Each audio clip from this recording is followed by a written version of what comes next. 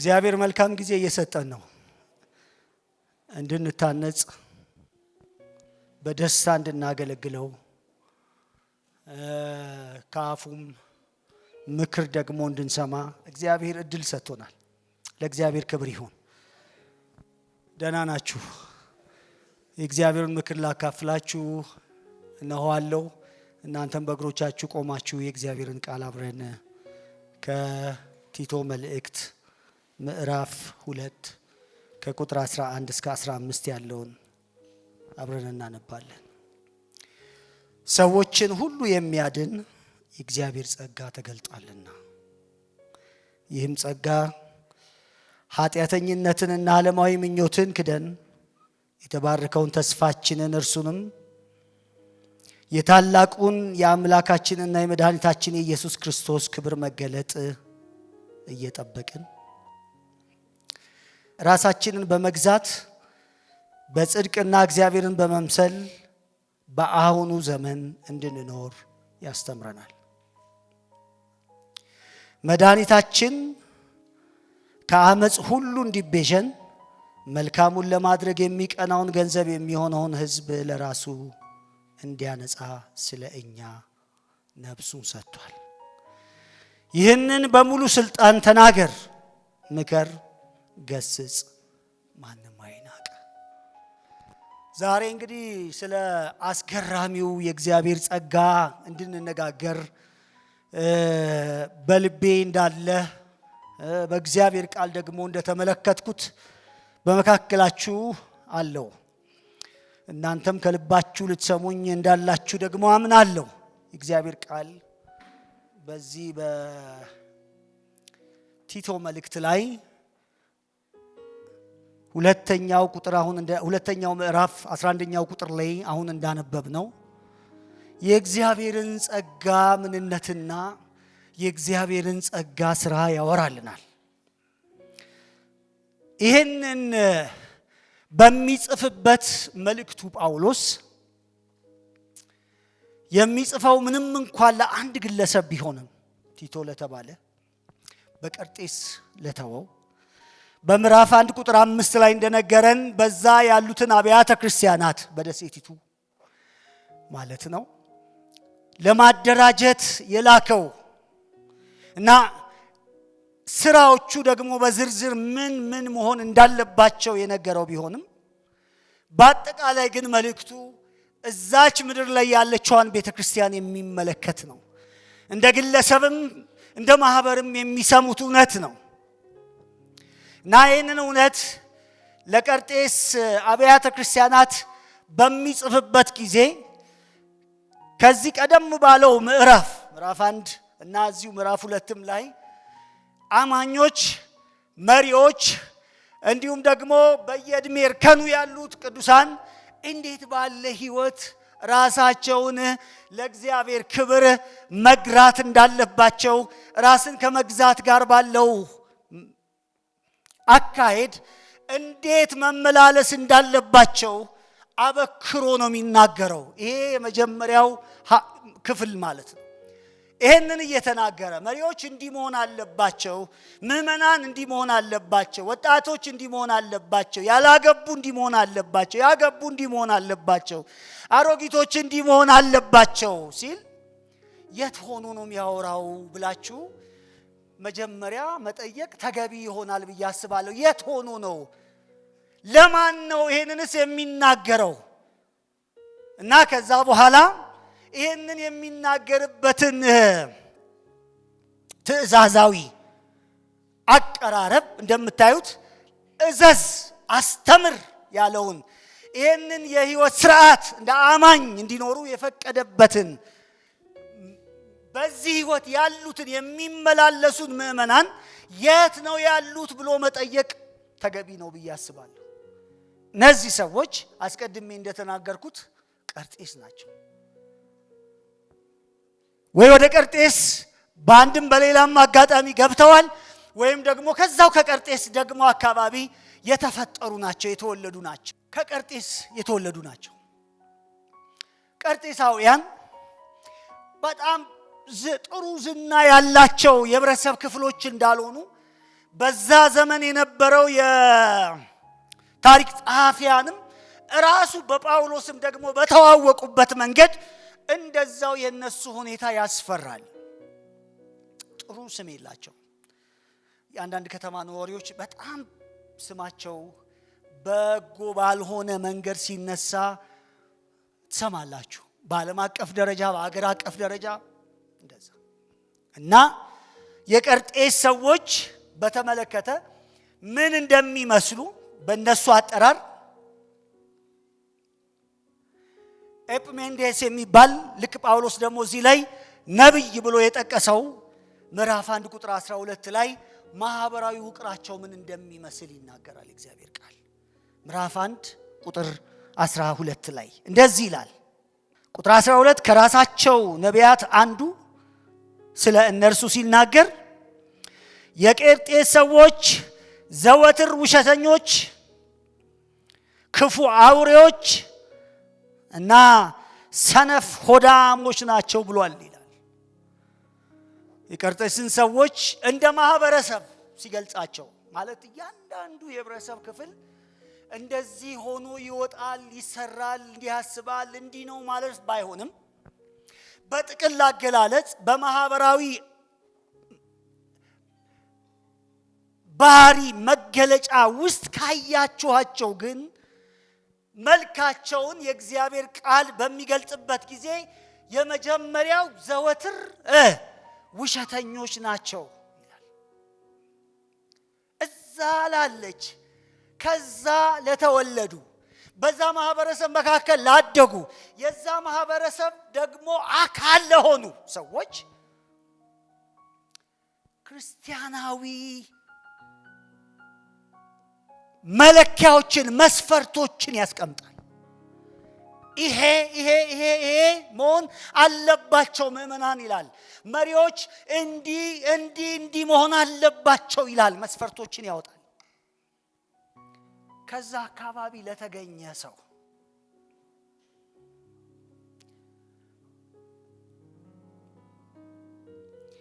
ውሸታም ስትሏቸው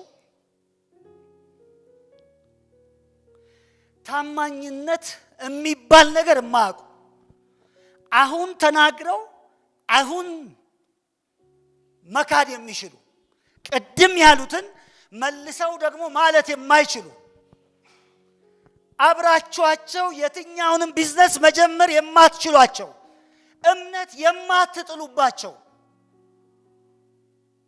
የዘወትር ነው የሚለው ውሸተኞች ማህበራዊ መገለጫቸው ሲታይ በዚህ ውስጥ የምታገኟቸው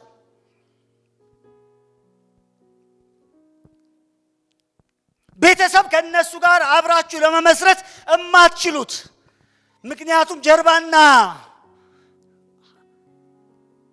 ሐሰት የህይወታቸው መገለጫ ቅኝት ገጻቸው የሆነ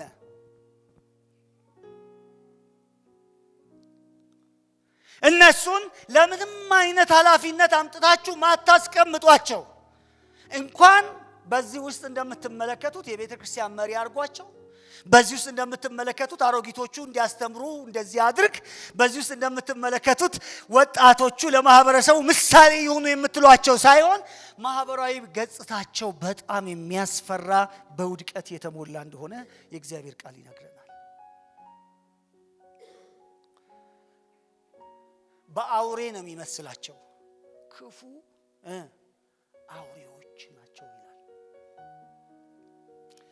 ህግ የሌላቸው በህግ ሊመሩ የማይችሉ ማለት ነው። መርህ አልባ የሆነ ህይወት የሚመሩ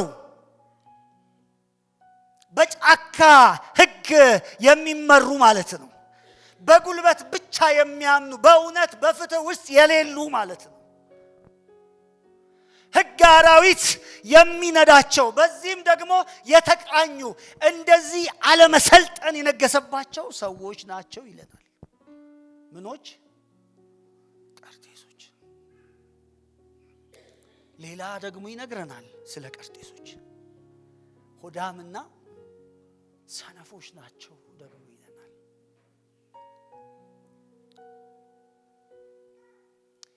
አስገራሚ ከባድም ገላጭ ቃል ነው አይደለም? ሆዳም እና ደግሞ ምን ሰነፍ በላተኝነታቸው ሳያንስ ስራ ፈቶ ማዋል የዘወትር የህይወታቸው መገለጫ ቅኝት ሆኖ በዓለም ሁሉ ነው የሚታወቁት። ይሄንን የሚለው ጳውሎስ አይደለም። ይሄንን የሚለው የዛ ሀገር ከተማ ነብይ አይደለም።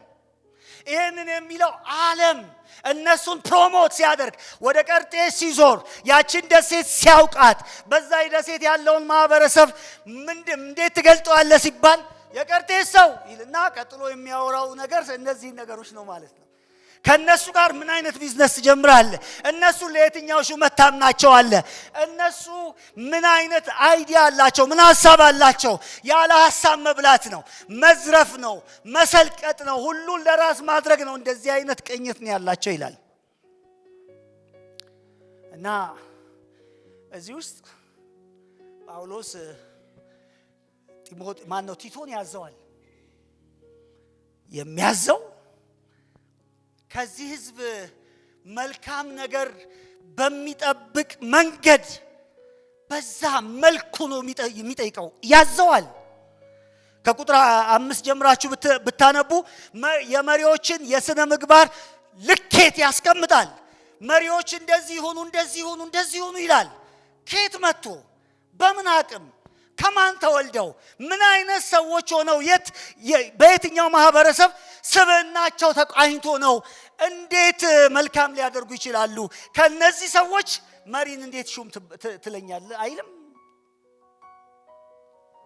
እና እነዚህ እጅግ በሚያስጨንቅ በሚያስፈራ በጫካ ህግ በሚመላለስ ማህበረሰብ መካከል አንድ ነገሩን ወደ መገለጥ ያመጣል ጳውሎስ።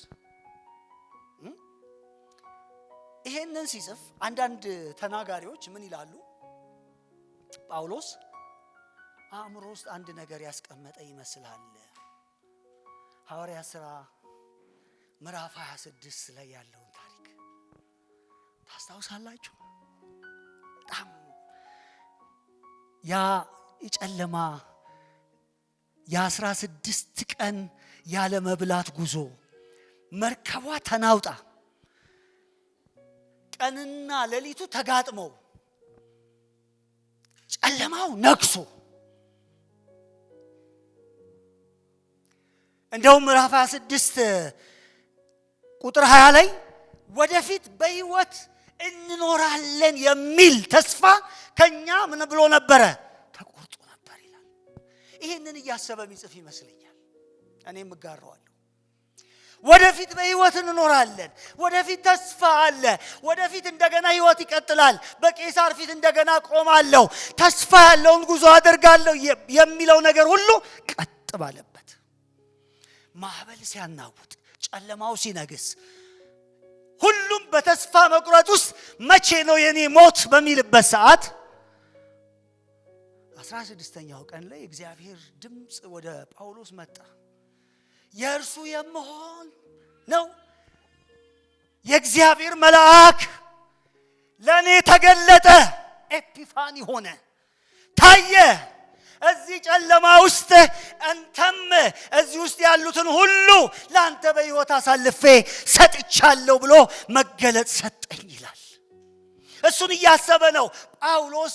የዚች የደሴቲቷ ሰዎች ህይወት ብቻ አይደለም፣ በዓለም አቀፍ ደረጃ ሰዎች ከእግዚአብሔር ጸጋ ውጪ ስትመለከቷቸው እንዲህ ተስፋ የሚያስቆርጡ ናቸው፣ እንዲህ የሚያዝሉ ናቸው፣ ለምንም ትበቃላችሁ የማትሏቸው ናቸው። አንዳንዶች ላይ ደግሞ እንደውም ይብስባቸዋል። ነገር ግን ምን ይላል መጽሐፋችን? የእግዚአብሔር ጸጋ ይላል ለዚህ ህዝብ ኃጢአተኞችን ምን የሚያደርግ የሚያድን የማን ጸጋ? የእግዚአብሔር ጸጋ። እንዲህ ያለውን ማህበረሰብ፣ እንዲህ ያለውን ውድቀት፣ እንዲህ ያለውን ስተት፣ እንዲህ ያለውን አመጽ መለወጥ የሚችል እንዲህ ያለውን ማህበራዊ ቅኝት፣ እንዲህ ያለውን መዝረክረክ፣ እንዲህ አይነት ጥፋት፣ እንዲህ አይነት አውሬነትን መለወጥ የሚችል ሃሌሉያ። ምንም ጨለማ ቢሆን፣ ምንም ውድቀት የነገሰበት ቢሆን፣ ምንም ከኃጢአት በታች ቢሆን፣ ምንም ለየትኛውም ነገር የማታጩት ህይወት ቢሆን የማን ጸጋ? ስለዚህ በድፍረት እዘዝ ይላል። የትኛውንም ስታንዳርድ አውጣ፣ የትኛውንም የእውነትን ከፍታ አስቀምጥ፣ መንካት ይቻላል። ምክንያቱም የማን ጸጋ ተገልጧል? የእግዚአብሔር ጸጋ። በድፍረት ተናገር። አረ አይችሉም እንዳትል፣ የሚያስችል፣ የሚያስኖር፣ የሚያስኬድ፣ የሚያበቃ የማን ጸጋ? የእግዚአብሔር ጸጋ ተገልጧል ይላል። የእግዚአብሔር ጸጋ። የእግዚአብሔር አገልጋይ ይህንን ክፍል ሲናገር አጉስጢን ይህ ቃል እውነት ነው፣ የታመነ ነው፣ በተመረጡትም ላይ ይሰራል ይላል። እውነት ነው፣ የታመነ ነው፣ በተመረጡት ላይ ይሰራል። እማይሰራ አይደለም፣ እማይሆን አይደለም፣ እማይቻል አይደለም፣ እማይደረስበት አይደለም። የሚደረስበት፣ የሚገለጥ፣ የሚነካ ነው። በተመረጡት ላይ የሚሰራ ነው ይላል። አዎ ይሰራል። ጳውሎስ ስለዚህ ጸጋ መስራት ከማስረዳቱ በፊት አንድ ሁለት ነገሮችን ላስቀምጥ። ይሄንን ጸጋ ምን እያለ ነው? የእግዚአብሔር ጸጋ ተገልጧል ሲለን፣ ጸጋ ስንል እናውቃለን ያልተገደበ ሞገስና ፍቅር ማለታችን ነው አይደል? ያልተገደበ ሞገስና ፍቅር። ይሄ ያልተገደበ ሞገስና ፍቅር በዚህ ጽሑፍ ላይ ተገለጠ ሲባል የተገለጠ ወገኖቼ ሆይ ሐሳባዊ በሆነ መንገድ ሳይሆን አካላዊ በሆነ መንገድ ነው። ያ ማለት ምን ማለት ነው? አካላዊ በሆነ መንገድ ተገለጠ ማለት ኢየሱስን ለማለት ነው። ጳውሎስ በዚህ ቲቶ ላይ ለቲቶ በሚጽፍለት ጊዜ ይሄንን የሚለው የእግዚአብሔር ጸጋ ተገልጧል የሚለው ኢየሱስን ነው። ኢየሱስ የእግዚአብሔር ድንቅ ጸጋ መገለጥ ነው። መጽሐፍ ቅዱሳችን በዮሐንስ ወንጌል ምዕራፍ 1 ቁጥር 14 ላይ እንደሚናገረን ማለት ነው ጸጋና እውነትን ተሞልቶ በእኛ መካከል አደረ እንዳለው ማለት ነው። ስለ ኢየሱስ ነው ማውራት የፈለገው። ምናብ እንዳይመስለን፣ ሐሳብ እንዳይመስለን። ጸጋ ብለን የሆነ ነገር ምንድነው ለማወቅ ጥረት ከማድረግ እንድንመለስ የሚነካ ነው፣ የሚዳሰስ ነው፣ ኮሙኒኬት የምታደርጉት ነው። ወደ ህይወታችሁ መምጣትና በህይወታችሁ መስራት የሚችል አካል ነው ጸጋ። እርሱም ኢየሱስ ነው። ኢየሱስ ምን አደረገ? ተገለጠ ነው የሚለው እዚህ ውስጥ። የእግዚአብሔር ጸጋ የሆነው ኢየሱስ እንዲህ ያለውን ሁኔታ ለመለወጥ፣ እንዲህ ያለውን ማህበራዊ ስሪትና ውድቀት ለማውጣት፣ ከጨለማ ውስጥ ለማስጣል፣ ግራ በሚያጋባው በተናወጠው የሰው ልጅ ህይወት ውስጥ የእግዚአብሔር ጸጋ ምን ብሏል? ተገልጧል። መቻልን ሊያሳየን፣ መኖርን ሊያሳየን፣ በኃጢአት ላይ መሰልጠንን ሊያሳየን፣ ክፋትን ማስወገድን ሊያሳየን ኢየሱስ ምን ብሏል? ተገልጧል። የእግዚአብሔር ጸጋ የሆነው ኢየሱስ ምን ብሏል? ተገልጧል። ልብ በሉ ይሄንን እውነት። የእግዚአብሔር ጸጋ በኢየሱስ ክርስቶስ መጥቷል። የእግዚአብሔር ሁለንተናዊ ማዳን ፍቅር በኢየሱስ ክርስቶስ መገለጥ ታይቷል። ይህ መገለጥ የሰውን ዘር ሁሉ ከኃጢአት ለማዳን የመጣው መገለጥ ለማዳን ብቻ ደግሞ ሳይሆን በኃጢአት ላይ ደግሞ ኃይልና አቅምም ለመሆን ይሄ የእግዚአብሔር ጸጋ፣ ይሄ የኢየሱስ ወደ እኛ ምን ብሏል? መጥቷል። ስለዚህ በምን እዘዝ? በድፍረት እዘዝ። የእግዚአብሔርን ቃል ለማድረግ ሰዎች የሚበቁበትን አቅም እንዲያገኙ ምን በል? እዘዝ። ጸጋው ለምን መጣ ይለናል? ኃጢአተኞችን ለማዳን ብቻ መጣ አይደለም የሚለን። ማለት ኢየሱስ የመጣው አሁን ያ ጸጋ ስላችሁ በአእምሯችሁ ውስጥ ኢየሱስን አስቡት። ኢየሱስን ሳሉት። ኢየሱስ በዛ የዛሬ 2000 ዓመት መጥቶ ከኃጢአት ሊቤዠን በእኛ ቦታ ምትክ ሊሆን ብቻ ሳይሆን ሌላኛውን መምጣት የእግዚአብሔር ቃል ሲያስረዳን፣ ሁለተኛውን የመምጣት አጀንዳና ዓላማ ሲያስረግጥልን ያ ኢየሱስ የዛሬ 2000 ዓመት ራሱን ለኛ አሳልፎ መስጠት ላይ ብቻ ተኩሮ ሳይሆን ዛሬ በሕይወታችን የእግዚአብሔር የጸጋ ፍሰት ምክንያት ሆኖ ሊሰራ ሊለውጠን የእግዚአብሔር ጸጋ የሚል ስያሜ እንዳለው ያወቀን ከእርሱ ጸጋን ለመቀበል ልባችንን ከፍት ዘንድ ሁለተኛውን ዓላማ ላሳያችሁ ፈልጋለሁ። ሁለተኛው ዓላማ መጽሐፍ ቅዱሳችን ምንድነው የሚለን? ሁለተኛው ኢየሱስ በዚህ ሕይወት የተገለጠበት ዓላማ ክፋትንና ዓለማዊ ምኞትን ምን እንድናደርግ ነው? እንድንክድ ነው ይለናል የእግዚአብሔር ቃል። እንድንክድ። ይህ ጸጋ ሰው ከኃጢአተኛ ምኞቱ ነፃ እንዲወጣ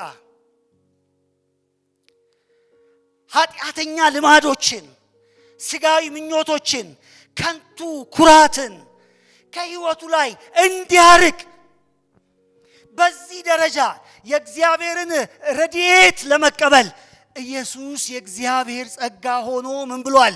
ተገልጧል። ጸጋ ሆኖ ተገልጧል። ጸጋ የሚባል በክርስቶስ ኢየሱስ በኩል ወደ ሕይወታችን የሚፈስ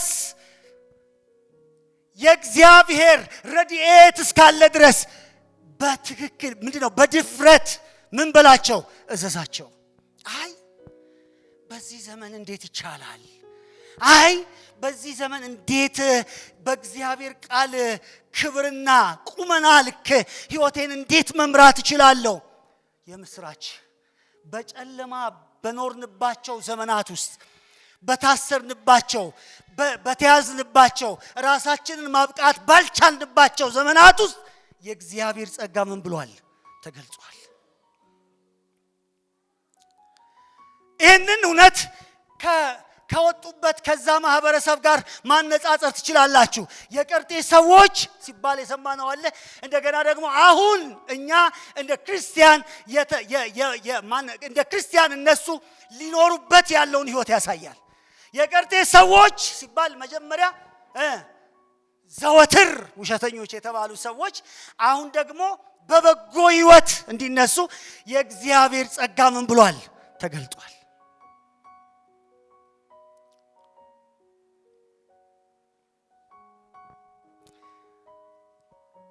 ዓለማዊ ምኞትን ትተን ብቻ ሳይሆን የሚለው መጽሐፍ ቅዱስ ምንድነው የሚለው? ዓለማዊ ምኞትን ብቻ ሳይሆን ቁጥር 12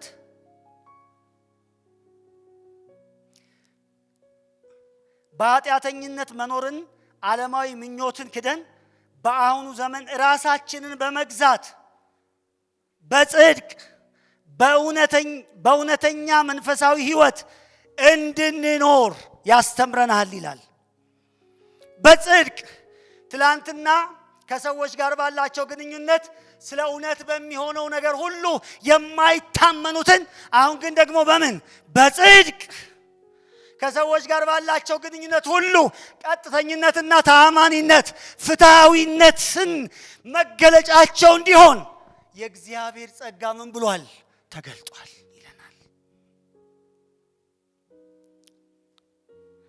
ራስን ስለመግዛት የእግዚአብሔር ቃል ሲናገር ምክንያታዊ በሆነ መንገድና ከመጠን ያለፈን ነገር ባለመፈለግ መኖር እንድንችል የእግዚአብሔር ጸጋ ምን ብሏል? ተገልጧል ይለናል። የእግዚአብሔር ጸጋ ተገልጧል ወገኖቼ ሆይ። እግዚአብሔርን በመምሰል እንድንኖር የእግዚአብሔር ጸጋ ተገልጧል ይለናል። ይህም ማለት ምንድነው? የማያቋርጥ እውነተኛ በጸሎት የሆነ ህብረት እንዲኖረን የእግዚአብሔር ጸጋ ምን ብሏል? ተገልጧል። ያንን ድንግዝግዝ አስቡ፣ አስፈሪውን ጨለማ አስቡ።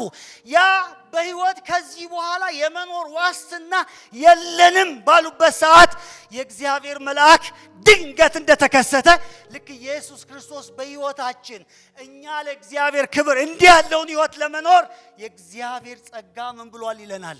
ተገልጧል ይለናል። እሱም ብቻ አይደለም፣ የተባረከውን ተስፋችንን ይላል። እርሱም የታላቁን የአምላካችንንና የአዳኛችን የኢየሱስ ክርስቶስን የክብር መገለጥ እንድንጠባበቅ መጠበቅ እንድንችል በደስታ ማሰብ እንድንችል መገለጡ እውነተኛ እንደሆነ እርግጠኞች ሆነን የሚጠብቅ አይነት ህይወት ቅድም ያልኳቸውን አይነት ማለት ነው እንድንመራ የእግዚአብሔር ጸጋ ምን ብሏል? ተገልጧል ይላል። የእግዚአብሔር ጸጋ ኢየሱስ በዚህ መጽሐፍ በኩል ወደ እኛ እንዴት እንደመጣ ላሳያችሁ ነው የምፈልገው። ምክንያቱም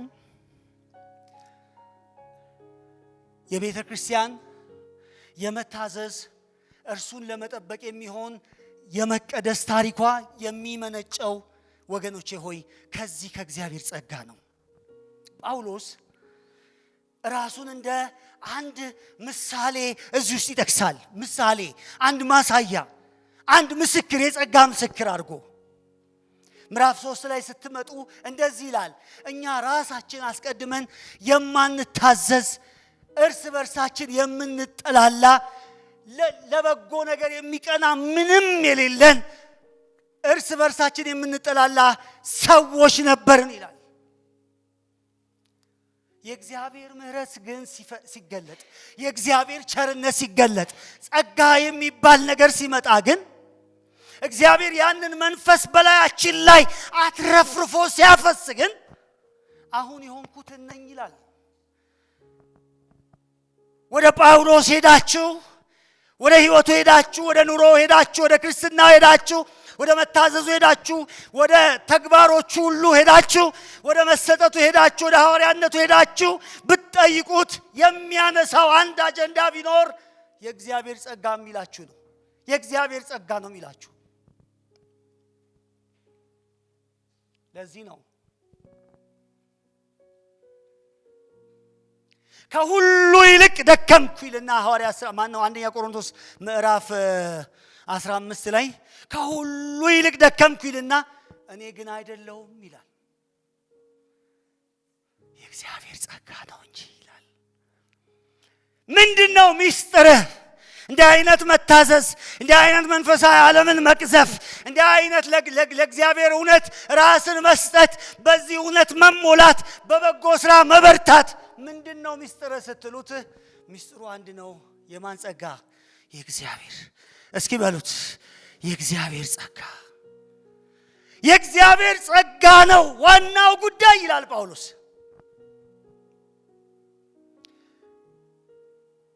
የመጣውበት ታሪክ አይደለም፣ የገነባው ስብና አይደለም፣ ያወቅኩት ዕውቀት አይደለም፣ የተማርኳቸው ትምህርቶች አይደሉም። እና ታዲያ ምንድነው? ወይም ደግሞ የጤናዬ ሁኔታ አይደለም። አንድ ጊዜ እንደውም ወደ ኢየሱስ ጸልየዋል አይደለም? ደጋግሞ ጌታ ሆይ ይሄንን ነገር ከላይ ላይ አንሳ፣ ይሄንን ነገር ከላይ ብታነሳ እኔ በጣም ውጤታማ መሆን እችላለሁ፣ ይሄ እንደዚህ ቢሆን እንደዚህ መሆን እችላለሁ ሲለው ኢየሱስ መጣና ምንድነው ያለው? ጸጋዬ ይበቃል፣ ጸጋዬ ይበቃል፣ ይበቃል። በዚህ ሁኔታ ውስጥ የእግዚአብሔር ምክር ለማካፈል አዎ፣ በዚህ ዘመን ታማኝ አገልጋይ ለመሆን አዎ፣ የሰዎች ህይወት እንዲለወጡ አዎ፣ ምን ይበቃል? ጸጋዬ ይበቃል።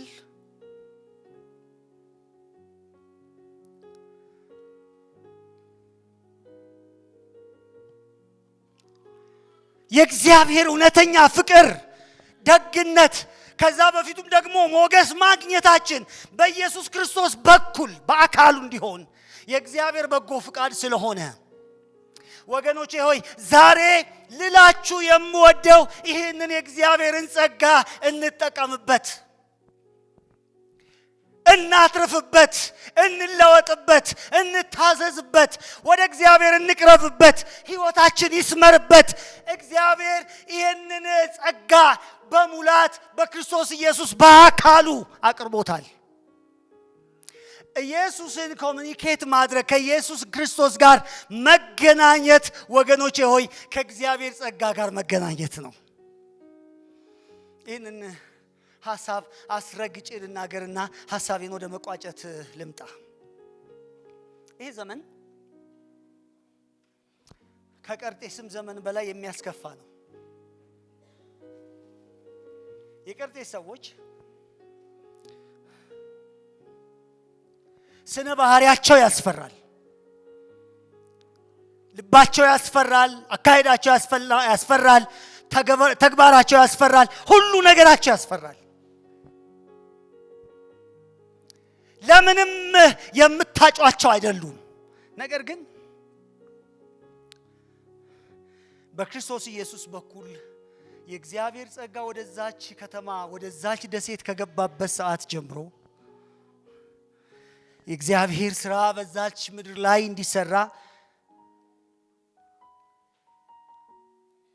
ሰዎችም ሕይወት ፍጹም ሊለወጥ እንደሚችል ታምኖ ጳውሎስ ይህንን የእግዚአብሔርን ጸጋ እንዲያስብ ለቲቶ ይነግረዋል። ሰውን ሁሉ የሚያድን የእግዚአብሔር ጸጋ ተገልጧል። ጸጋውን አስበ ለእግዚአብሔር ለመታዘዝ አልችልም፣ ከዚህ ባህሪ መውጣት አልችልም፣ ከዚህ ልምምዴ ማምለጥ አልችልም ማለት አትችልም። እኔ እንዲህ ነኝ ማለት አትችልም። ምክንያቱም የእግዚአብሔርን ጸጋ አይተ በክርስቶስ ኢየሱስ በኩል መወደድህንና በፊቱ ሞገስ ማግኘትህን ለመዳን ወደ እግዚአብሔር ዞር ማለትህን አስበ ይኸው ሙሉ ሕይወትህ ለመለወጥ የሚያስችል ሁሉንም ነገር እግዚአብሔር በኢየሱስ ክርስቶስ እንዳቀረበልህ አስበ እኔ አይሆንልኝም ማለት አትችልም። አሁን ዘመኑ እንደዚህ ነው። እኔ በቃ እንዲህ ነኝ፣ ከዚህ መነቃነቅ አልችልም። የእግዚአብሔር ጸጋ ተገልጧል። የእግዚአብሔር ጸጋ እኔ ከዚህ ውሸት ውስጥ በቃ እንደዚህ ነኝ። ሰው እንደዛ ነው መሆን የሚፈልገው። በቃ እንደዚህ ነኝ፣ ከእንደዚህ ማንነቴ ተቀበሉኝ። አንቀበልህም። ለምን? እዘዝ ነው ያለው ጳውሎስ ለጢሞቴዎስ። እዘዝ። ምን እዘዝ? የእግዚአብሔር ጸጋ ስለተገለጠ ላንተ የህይወት ከፍታና የኑሮ ስርዓት እንዲህ መሆን የለበትም። ምክንያቱስ ምን ተገልጧል? ጸጋ ተገልጧል። እየሰማችሁኝ ነው? ጸጋውን እንጠቀምበት። የእግዚአብሔር ጸጋ ጳውሎስ ለቆሮንቶስ ክርስቲያኖች ያላቸውን ነገር ላስታውሳችሁ እወዳለሁ። አብረን እየደከምን የእግዚአብሔርን ጸጋ በከንቱ እንዳትቀበሉ አሳስባችኋለሁ አለ። አንዳንዴ እንደዚህ ነው። አይሁዳውያን የተሸወዱበትን አንድ ነገር ላነሳላችሁ ፈልጋለሁ። በዮሐንስ ወንጌል ምዕራፍ 5 ቁጥር 39 ላይ ተቀምጧል። እናንተ አላቸው ኢየሱስ በመጽሐፍት የዘላለም ሕይወት ያለ ይመስላችኋል። መጽሐፉን የሙጥኝ ብላችኋል። መጽሐፍት ሁሉ ግን ይላል የሚያወሩት ስለ እኔ ነው። ግን እናንተ ወደ እኔ መምጣት ነው የማትፈልጉት። እናንተ ያላችሁት ኢንፎርሜሽን ላይ ነው። ክርስትና መረጃ አይደለም። በመጽሐፉ በኩል ወደ ኢየሱስ መምጣት ነው። ሰው ኢየሱስን ካላገኘው መጽሐፉ ላይ ቢቆም ምንም አይጠቅመውም። እየሰማችሁኝ ነው? ሰው ምክንያቱም እግዚአብሔር በአካል በስጋ የሚበልጠውን ጸጋ ይዞ የሚበልጠውን በጎነት ይዞ የሚበልጠውን ፍቅር ይዞ በስጋ መጥቷል። ሰዎች ወደዚህ ጸጋ መምጣት አልቻሉም። ኢየሱስ ደጋግሞ ጥሪ ያቀርብ ነበር። አይታችሁ እንደሆነ በእኔ የሚያምን ይላል ባህላቸው ላይ ቆምና በእኔ የሚያምን ሰው ከሆዱ የሕይወት ውሃ ወንዝ ምን ያደርጋል? ይፈልቃል ይላቸዋል። ስለምንድን ነው የሚያወራው? ምክንያቱም ወደ ክርስቶስ ቀርቦ ከክርስቶስ ጋር ህብረት አድርጎ በክርስቶስ ኢየሱስ እግዚአብሔር ያዘጋጀውን ጸጋ መጠቀም የእያንዳንዳችን ፈንታ ነው። እግዚአብሔር እነሆ ግብዣው ይላችኋል። እነሆ የሰባው ፍሪዳ ይላችኋል። እነሆ እነሱን እንደዛ ያደረኩበትን የምትቀኑባቸውን ሰዎች በጸጋ ነው ያደረኳቸው ይላችኋል። እንደነሱ ብንሆን ብለን የምንቀናባቸው ሰዎች የሉንም? ከዚህ በፊት ህይወታቸውን አይተን ኑሯቸውን አይተን አካሄዳቸውን አይተን ምንድነው ሚስጥሩ ብትሉ ሌላ ምንም ሚስጥር የለውም። እስቲ በሉት ከኔ ጋር ጸጋ ነው። ምንም ሚስጥር የለውም።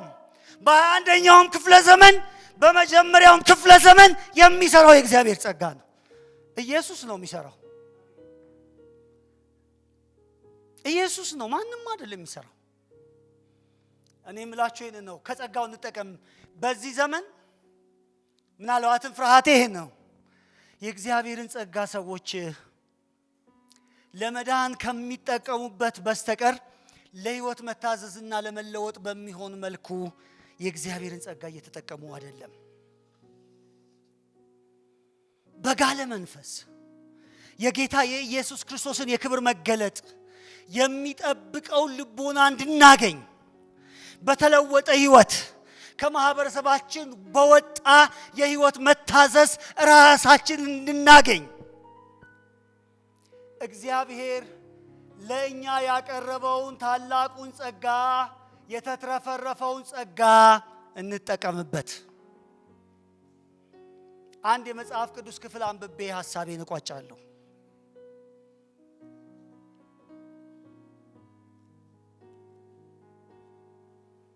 ሮሜ ምዕራፍ 8 ከቁጥር 1 ጀምሬ ያነባለሁ። እንደዚህ ይላል እግዚአብሔር ቃል። ስለዚህ በክርስቶስ ኢየሱስ ያሉት አሁን ኩነኔ የለባቸውም። ምክንያቱም ይላል፣ አሁን ምክንያቱም ነው የሚያስቀምጠው። ምክንያቱም የሕይወት መንፈስ ሕግ በክርስቶስ ኢየሱስ ከኃጢአትና ከሞት ሕግ ነፃ አውጥቷቸዋልና ይላል። ሕግ በሥጋ ባህሪ የተነሳ ደግሞ ሊፈጽመው ያልቻለውን እግዚአብሔር የገዛ ልጁን በኃጢአተኛ ሰውም አምሳል የኃጢአትም መስዋዕት እንዲሆን በመላኩ ፈጸመው።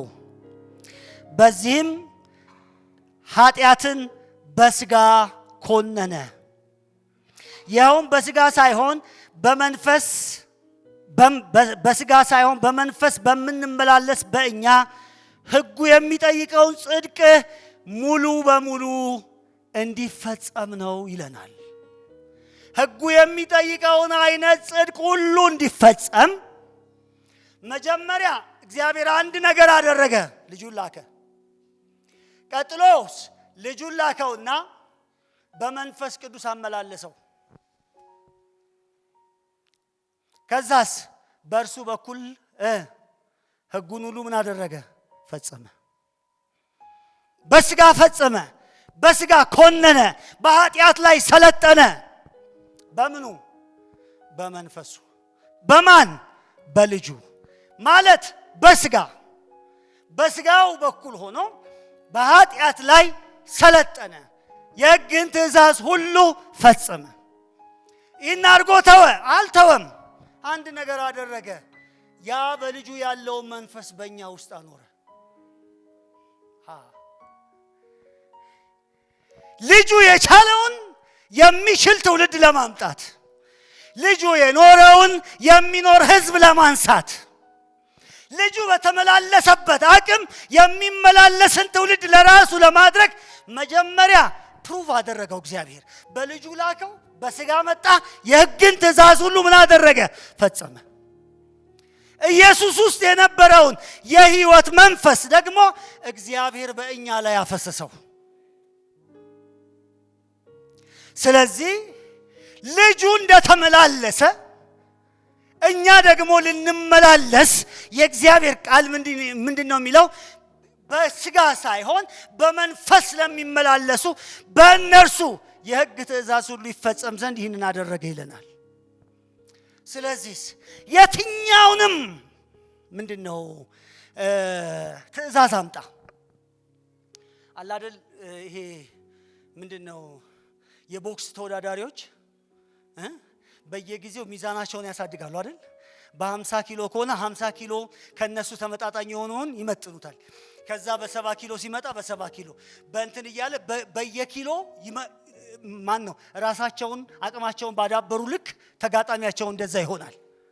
ወገኖች ሆይ የእግዚአብሔር ቃል የቱንም ያህል የእግዚአብሔር ሕግ የቱንም ያህል ይርቀቅ፣ የትኛውም ያህል ይክበድ፣ የትኛውም ያህል ይወሳሰብ መፈጸም የማይችልበት ደረጃ ላይ እንዳይደርስ አንድ ነገር እግዚአብሔር አድርጓል ይለናል። እሱም የኢየሱስን መንፈስ በእኛ ውስጥ አስገብቷል ይላል።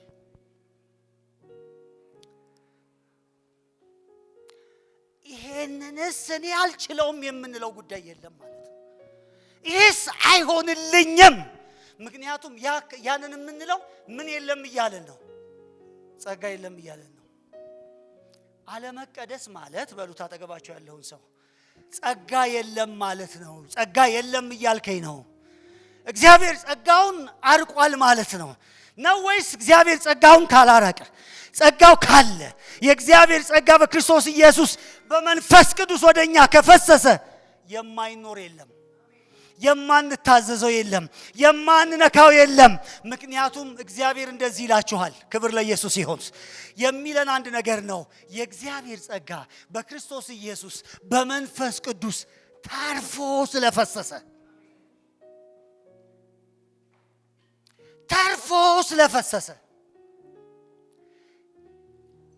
የሚመጣ ዓለም እንዳለው በዚህ ክፉም ስርዓት ውስጥ እንደማይቆም የሚመጣውን ዓለም ተስፋ ያደረገ እንደሚጠብቅ ትውልድ ለመጽናት ለመቆም አቅም እናገኝ ዘንድ ብቃት እናገኝ ዘንድ የእግዚአብሔር ቃል ምንድነው የሚለው?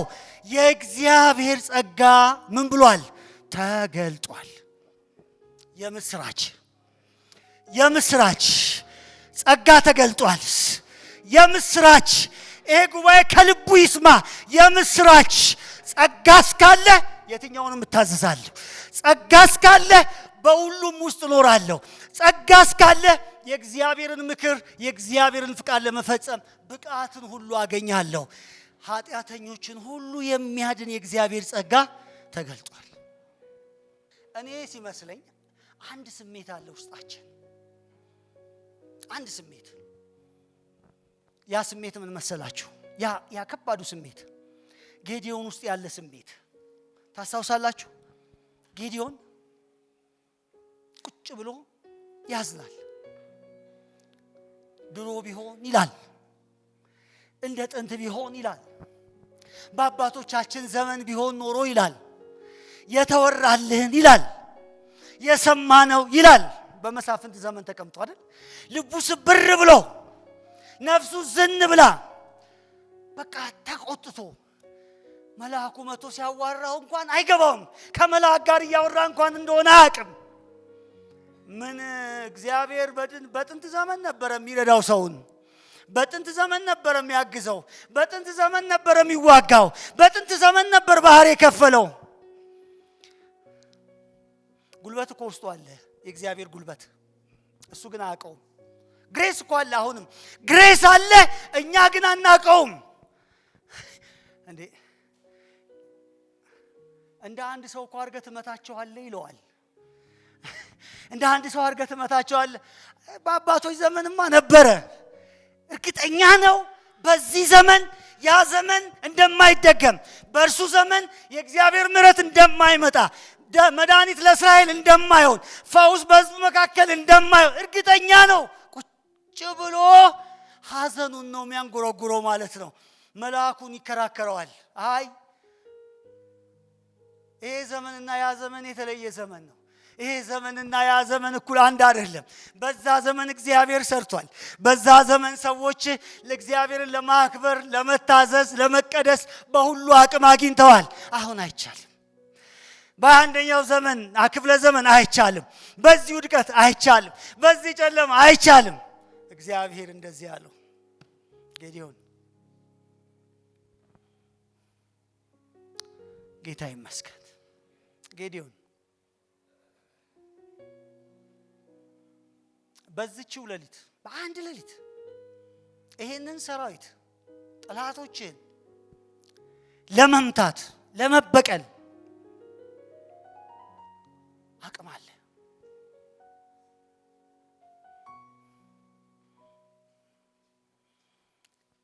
ጌዲዮንን እግዚአብሔር ወደ ጸጋ ዞር ያደረገ ይመስለኛል።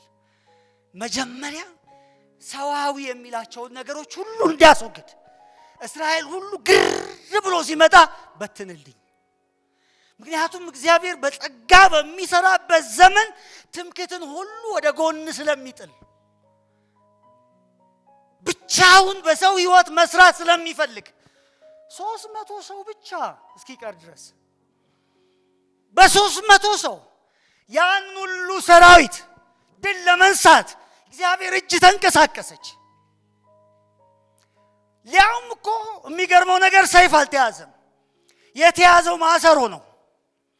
ኦ ሃሌሉያ! የተያዘው እኮ በጣም ተራ ነገር ነው። ችቦ ነው የተያዘው። እግዚአብሔር ብቻውን ነው። ብቻውን ነው። ያ ዘመን ነው የጸጋ ዘመን ማለት። ለዚህ ይመስለኛል አንድ ክፍል ባነብላችሁ ደስ ይለኛል። አሁን ከጌዲዮን ጋር የምታወራው ነገር ምን ያገናኘዋል? የጸጋ መንፈስና በጌዲዮን ውስጥ እግዚአብሔር ያለፈው የእግዚአብሔር ስራ አንድ አይነት ነው። ምክንያቱም የክርስቶስ ኢየሱስ መምጣት እንደዛ ነው። ሰዎችን ሃምብል ያደርጋል። እግዚአብሔር ብቻውን በእነሱ ይሰራል። አሜን ትላላችሁ?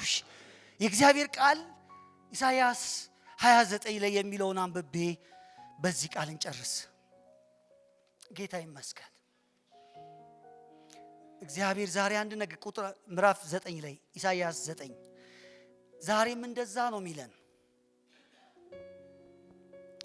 ቁጥር 2 ጀምሮ እንደዚህ ይላል፣ በጨለማ የሚኖር ሕዝብ ታላቅ ብርሃን አየ፣ በሞት ጥላ ምድር ለሚኖር ብርሃን ወጣለት። ሕዝብን አበዛ፣ ደስታቸውንም ጨመርክ። ሰዎች ምርትን ሲሰበሰቡ ምርኮ ሲካፈሉ ደስ እንደሚላቸው ሁሉ እነርሱም በፊትህ ደስ ይላቸዋል። ምድያምን ድል በመታ ጊዜ እንደሆነው የከበደባቸውን ቀንበር በትከሻቸው ላይ የነበረውን በትር የተጨቆኑበትንም ዘንግ ሰብረህላቸዋል። የጦረኞችን ጫማ ሁሉ በደም የተለወሰ ልብስን ሁሉ ለእሳት ይዳረጋል ይማገዳልም፣ ሕፃን ተወልዶልናል ይላል። አያችሁ የክርስቶስ ኢየሱስ መምጣትን ከጌዲዮን ዘመን ጋር እንዴት እንዳስተሳሰረው። ክርስቶስ በስጋ ሲመጣ የሚሆነው ነገር እንደዛ ነው። ልክ በሚዲያም ዘመን እንደሆነው ጌዲዮን ምድያማውያንን ለማሸነፍ ለመምታት እግዚአብሔር በቀላሉ በሱ እንደሰራ ከዛ በኋላ ባለው ትውልድ እግዚአብሔር የሚሰራው እንደዛ ነው። ጌዲዮን የእግዚአብሔር የጸጋ ማሳያ ነው። በደካማ ሰው፣ ጉልበት በሌለው ሰው፣ ሰይፍ በሌለው ሰው፣ ጦር ባልታጠቀ ሰው፣ ማሰሮ በያዘ ሰው፣ ቢያሳድዱት በእውነትም ለመያዝ በሚችሉ ሰው፣ በደካማው ሰው እግዚአብሔር የጌዲዮንና የእግዚአብሔር ሰይፍ ብለው ሲጮሁ ብቻ የእግዚአብሔር ማዳን እንደተገለጠ በዛም ዘመን እንደዛ ይሆናል ይላል። በክርስቶስ ኢየሱስ እግዚአብሔር በአሁኑ ዘመን ወገኖቼ ወደ ኋላ ሄደን እንዲህ ባለ ዘመን እኔ በኖርኩ የምንላቸው የእግዚአብሔር ጸጋ ተትረፍርፎ ዛሬም ለእናንተ ቀርቦላችኋል። የእግዚአብሔር ጸጋ ይላል።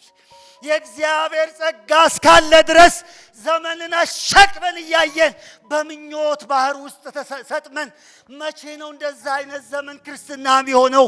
ሕይወቴ ወደዛ ደረጃ ኖ አይቻልም ለምንለው የእግዚአብሔር ቃል እንደዚህ ይላል፣ ኢየሱስ ውስጥ ያለውን መንፈስ ሁሉ ላንተ ሰጥቻለሁ።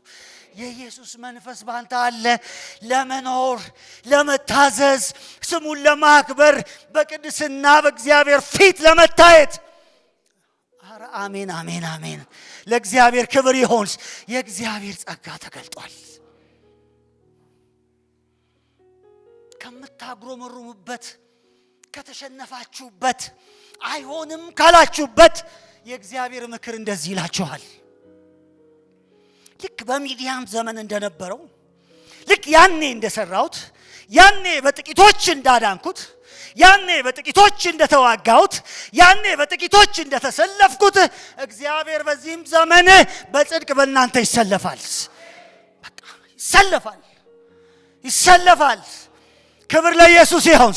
እንደ ሚዲያም ዘመን ይሆናል። ተነስ በጉልበትህ ሂድ እንዳለው እግዚአብሔር እንደዚህ ይላችኋል። ኢየሱስ አለ። በኢየሱስ የእግዚአብሔር የጸጋ መንፈስ ይፈሳል። አንተም ትችላለሽ። እቴ አይሆንም። ኖ ቀርጤስ ውስጥ ነው ያለሁት። ሕዝብ ሁሉ መልክና ገጹ አንድ በሆነበት ውስጥ ጨለማ ውስጥ ነው ያለሁት። እንደዛ ነው የሚታየኝ። ጨለማ ውስጥ ነው ያለሁት። መምሰል ነው ያለብኝ። በፍጹም የእግዚአብሔር ጸጋ እያለ ወደ ትውልዱ አልመለስም፣ ወደ ጥመት አልመለስም፣ ወደ ኃጢአት አልመለስም። ምክንያቱም የማን ጸጋ አለ? የእግዚአብሔር። አሁን የሆነ ስታንዳርድ መቀነስ እንዳለብን አይሰማችሁም? እንደዛ ስታንዳርድ ቀንስ፣ የኑሮን የቅድስናን ስታንዳርድ ለወጣቱ እንደሚሆን እንደዛ እየተባልናል።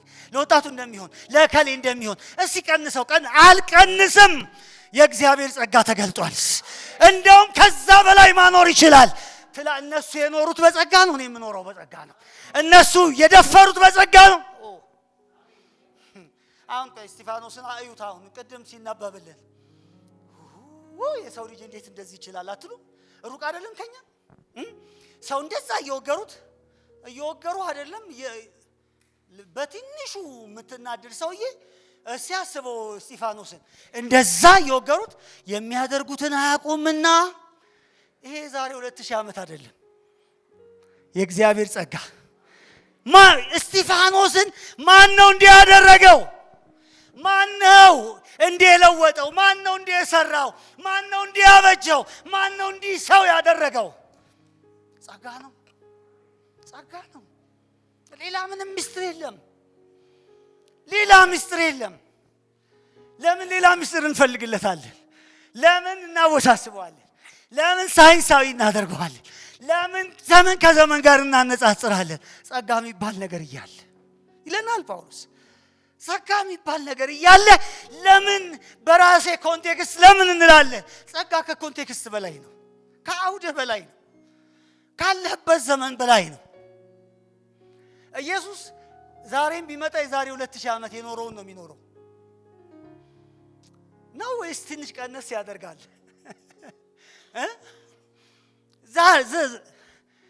ዛሬ የሚሆነው የዛሬ 2000 ዓመት የመጣውን ያህል ነው የሚሆነው። ምንም ምክንያቱም በእርሱ የሰራው መንፈስ ስለነበረ፣ በእሱ ያዳነው መንፈስ ስለነበረ፣ በእሱ የሰበከው መንፈስ ስለነበረ ያኔ የሚያደርገው ነው ዛሬ የሚያደርገው። በዘመን እላቂ ውስጥ ነን ያለነው። በእኛ ቁመት ልክ መጽሐፍ ቅዱስን ስፉልን የሚሉ ሰዎች እየተፈጠሩ ነው። በጫማችን ቁጥር ልክ መጽሐፍ ቅዱስ ይሰፋልን። እኛ በምንችለው ልክ። ሲጀመርም ለሰው አይደለም የተጻፈው ይቃል። ይሄ የተጻፈው ለጸጋ ነው፣ ለመንፈሱ ነው የተጻፈው። አጠገባቸው ያለውን ሰው ይሄ የተጻፈው ለመንፈሱ ነው በሉት። ለመንፈሱ ነው የተጻፈው፣ ለጸጋ ነው የተጻፈው፣ ለአንተ አልተጻፈም። ከአንተ ከሱ ጋር መገናኘት ብቻ ነው የሚያስፈልግህ። የእግዚአብሔር ጸጋ እንዳይቋረጥ ብቻ ነው ማድረግ ያለብህ። ወደ ህይወትህ የእግዚአብሔር ጸጋ እንዲመጣ ብቻ ነው፣ ከእግዚአብሔር ጋር ህብረት ብቻ ነው ማድረግ ያለብህ። ምክንያቱም አንተ አይደለም የምታደርገው፣ የሚያደርገው ጸጋው ነው። ስለዚህ እግዚአብሔር እንደዚህ የሚላችሁ አይመስላችሁም? ዛሬ ጌዲዮን አይቻልም የምትል አይሆንም የምትል እንደ ድሮ ነው እግዚአብሔር የሰራው አሁን አይሰራም የምትል ጌዲዮን፣ ሴቶች ጌዲዮን እንደዛ የሚላችሁ አይመስላችሁም? ተነስ፣ እግዚአብሔር ባስቀመጠልህ ጉልበት፣ እግዚአብሔር በገጠመልህ አቅም፣ እግዚአብሔር በሰጠ መንፈስ፣ እግዚአብሔር በሰጠ ጸጋ ተነስ፣ ድል አድርግ። ተነስ። ለምን? እውነቱ እሱ ስለሆነ። የእግዚአብሔር ጸጋ ተገልጧል። ሃሌሉያ። ቆመን እንጸልያለን።